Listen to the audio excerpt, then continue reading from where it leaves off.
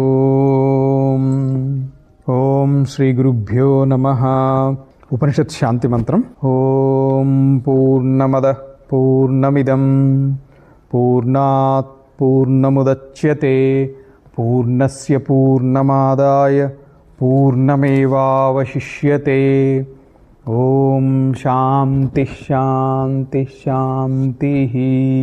పదవ మంత్రం. అన్యదేవాహుర్విద్యయా అన్యదాహురవిద్యయా ఇతి శుశ్రుమధీరాణాం ఏనస్తద్విచచక్షిరే.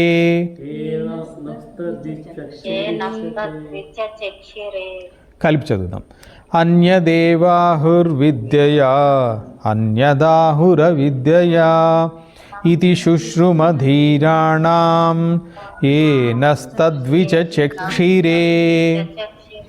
పదచ్ఛేదం. అన్యత్ ఏవ ఆహుః విద్యయా అన్యత్ ఆహుః అవిద్యయా ఇతి శుశ్రుమధీరాణాం ఏ న తత్ విచచక్షిరే. ముందుగా చెప్పినట్టుగానే విద్య అంటే ఉపాసనయ, విద్య అంటే ఉపాసన, అవిద్య అంటే కర్మ. దీనికి పదచ్ఛేదం అయింది అన్వయక్రమం. విద్య అన్యత్ ఏవ ఆహుః. ఇక్కడ అన్యత్ అనేటువంటిది ఫలం. విద్య అంటే ఉపాసనతోటి, ఉపాసన ద్వారా ఒక ఫలం ఉంది. అవిద్య అన్యత్ ఫలమాహుః. అవిద్య అంటే కర్మ, కర్మ ద్వారా ఇతరమైనటువంటి ఫలితం ఉంది. ఇది ధీరాణాం వచనం శుశ్రుమ, విని ఉన్నాం. శుశ్రుమ అంటే విని ఉన్నాం. ఎవరి నుంచి? ధీరాణాం వచనం, ధీరులైనటువంటి వాళ్ళు అంటే జ్ఞానులైనటువంటి వాళ్ళ యొక్క వచనము విని ఉన్నాము. ఏన తత్ విచచక్షిరే. ఎవరైతే మా కోసం ఇలా వివరించి చెప్పారో వారి యొక్క వాక్యాల్ని విని ఉన్నాము. ఎవరు అలా వివరించి చెప్పినటువంటి వాళ్ళు? గురువులు. అంటే గురు పరంపరలో ఈ విధంగా వ్యాఖ్యానించబడి ఉంది, ఈ విధంగా మాకు ఉపదేశించబడింది. ఏమని? విద్య అంటే దేవతా ఉపాసనతోటి లభించేటువంటి ఫలితం వేరే, కేవల ఉపాసన అన్నమాట ఇది. అవిద్యయ, ఇది తృతీయ విభక్తి. అవిద్యయ, అవిద్య చేత లభించేటువంటి ఫలితం వేరే అని చెప్తున్నారు. ఎవరు అంటే ఎవరైతే దానిని మా కోసం వివరించి చెప్పారో, అంటే పరంపరగతగా వాళ్ళు వేరే వాళ్ళ ద్వారా విన్నారు, వాళ్ళ ద్వారా మేము విన్నాము, వాళ్ళ మాటల్ని పరంపరలో ఈ విధంగా విని ఉన్నాము. ఇది శుశ్రుమ, విని ఉన్నాము. విచచక్షిరే, వ్యాఖ్యానించి ఉన్నారో వారి యొక్క మాటల్ని మేము విని ఉన్నాము. ఇది సంక్షిప్తార్థం. దీనికి భగవత్పాదుల యొక్క భాష్యం చిన్నగానే ఉంది. అన్యదేవైతి అన్యత్ పృథక్ ఏవ విద్యయా క్రియతే ఫలం ఇది ఆహుః. ఆహుః అంటే వదంతి.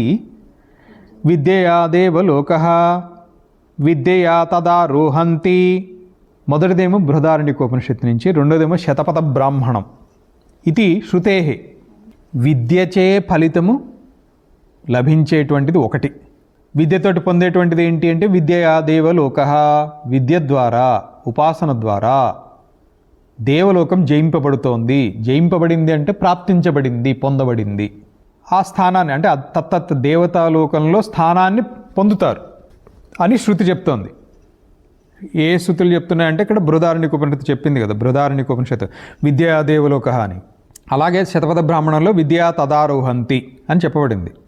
మరి అవిద్య యొక్క ఫలితం గురించి ఏం చెప్తోంది? అన్యతాహుః అంటే ఇతరులు చెప్తున్నారు, లేదా ఇంకొకలాగా చెప్పబడింది ఏంటి అంటే అన్యతాహుః అవిద్యయ. అవిద్య అనగా కర్మణా క్రియతే ఫలమితి. కర్మలని ఆచరించడం ద్వారా పొందేటువంటి ఫలితం ఇది. ఏంటది? కర్మణా పితృలోకః. అదే బృహదారణ్యకోపనిషత్తు ఏదైతే విద్యా దేవలోకః అని చెప్పిందో, కర్మలని గురించి కూడా ఫలితం ఇది అని చెప్పి బృహదారణ్యకోపనిషత్తు చెప్పింది. కర్మణా పితృలోకః. పితృలోకాలని అధిష్ఠిస్తారు ఎవరు? పితృలోకాలను చేరుకుంటారు ఎవరు? నిత్య నైమిత్తిక కర్మలు, వైశ్వదేవము, అగ్నిహోత్రము ఇత్యాది కర్మలను మాత్రమే ఆచరించినటువంటి వాళ్ళు. జ్యోతిష్ఠోమము, దర్శపౌర్ణమాసము, ఆగ్రాయణము, పశుబంధనము ఇత్యాది కర్మలను చేసేటువంటి వాళ్ళు. ఇవన్నీ గృహస్థ కర్మలు. ఇతరులకి అర్హత లేదు వీటి ఎందు. ఓన్లీ గృహస్థులు చేయవలసినటువంటి కర్మలు ఇవి.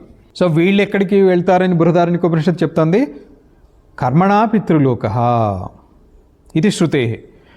ఇది ఏవం శుశ్రుమ, శుశ్రుమ అంటే శృతవంతః, వయం మేం విని ఉన్నాము, శృతవంతః వయం మేము, ఉత్తమ పురుష బహువచనం వయం.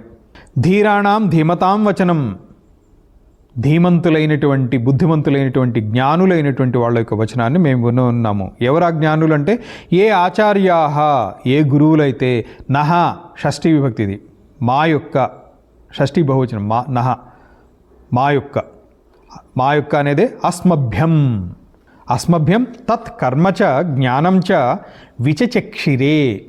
ఇక్కడ జ్ఞానం అంటే ఉపాసన, తత్ కర్మచ జ్ఞానం చ, ఆ యొక్క కర్మ గురించి జ్ఞానము గురించి, విచచక్షిరే వ్యాఖ్యాతవంతః వ్యాఖ్యానించి ఉన్నారు. ఆ జ్ఞానం గురించి కర్మల గురించి ఆచార్యులైనటువంటి వాళ్ళు మా కోసము వినిపించి ఉన్నారు, వ్యాఖ్యానించి ఉన్నారు, మేము వారి నుంచి విని ఉన్నాము. తేషాం వారి నుంచి విని ఉన్నాము, వారిని విని ఉన్నాము. అయం ఆగమః పారంపర్యాగత ఇది అర్థః. ఇది ఆగమ పారంపర్యలో వచ్చినటువంటి, అంటే ఉపదేశ క్రమంలో ఉపదేశము ఉందా అంటారు. ఉపదేశం ఉందా అంటే అర్థం ఏంటి? ఉపదేశం ఉందా అంటే అర్థం ఏంటి? గురు పరంపరలో వచ్చి ఉంటేనే అది ఉపదేశము, లేకపోతే అది ఉపదేశం కాదు. సో మీరు ఎవరైనా గురువు నుంచి ఉపదేశం తీసుకునే ముందు ఆ పరంపర ఏంటో తెలుసుకొని వాళ్ళ నుంచి మంత్రోపదేశం పొందితేనే అది ఉపదేశం. అంతేగాని ఎవరో ఒక అడవిలో కూర్చున్న 12 సంవత్సరాలు చేశారు, వాళ్ళకేదో సిద్ధి పొందింది, మేము ఉపదేశిస్తాను రండి అని చెప్పి ఉపదేశం చేసేస్తే మాకు ఉపదేశం అయింది అని ఫీల్ అవ్వకండి. గురు పరంపర ముఖ్యం. సో ఆగమ ఆచార్య ఉపదేశము అది పరంపర. ఇది ఈ విధంగా పరంపరలో ప్రాప్తించి ఉన్నటువంటిది. 11వ మంత్రానికి అవతారికలో సింపుల్గా యత ఏవం అతః అంటే ఈ విధముగా కర్మ ఉపాసనలకు వేరువేరు ఫలితములు ఉన్నాయి కాబట్టి ఏంటి అనేది 11వ మంత్రంలో చెప్తాం. అది చెప్పబోతున్నారు అనేదే ఇక్కడ అవతారిక ఉద్దేశం. ఇది రేపు చెప్పుకుందాము. శాంతి మంత్రం. ఓం పూర్ణమద పూర్ణమిదం పూర్ణాత్ పూర్ణముదచ్యతే పూర్ణస్య పూర్ణమాదాయ పూర్ణమేవావశిష్యతే. ఓం శాంతి శాంతి శాంతి.